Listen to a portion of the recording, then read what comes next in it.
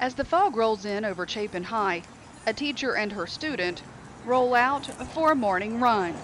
The teacher is Lori Latham, and the student is Miller Ballard.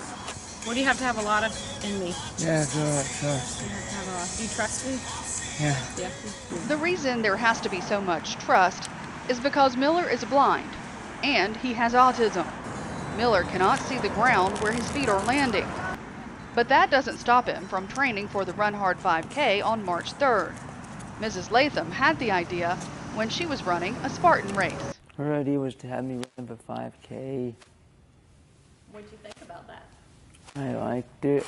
And I saw a man that was visually impaired being led by another man through the race, and it was a very difficult race.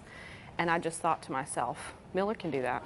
At the beginning, I was working on the treadmill, but I was only walking. So in September, with sock in hand to guide Miller, they started training outside every Friday morning. And we started with 3/4 of a mile at a very slow pace, and now we can run over 3 miles at a much faster pace. Although Miller is learning about running technique and the importance of training, he's not the only one who has learned through this process. Miller is an awesome young man.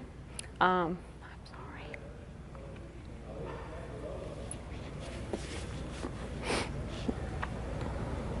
He motivates me.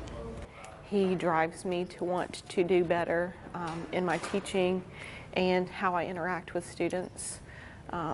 He's a very, very special young man, and I've enjoyed seeing him grow and mature through his high school career. When I run with Miller, you know, I want to check on him to make sure he's doing well. We have conversations. I've learned a lot about the books that he's reading in English, and I've learned about his family, and I've learned about economics. And every step of the way, there is encouragement. I just try to encourage him and tell him that he's doing a good job, because he really is. And sometimes, what do you tell me you are? Tired. You're tired, and what do I tell you? You can do this. You can do this, that's right, you got it. And then what do I promise you with? Water. That you're going to get some water.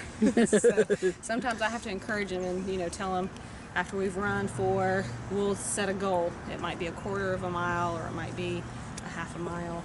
But when we get to the end of that, you know, he has his water. That looks enough, but what do you think? I think that's great. When we walk, what do we walk? How do we have to walk, though? We have to walk fast. We have to walk fast, Yeah. right? Because we don't want to waste that time, right? Yeah.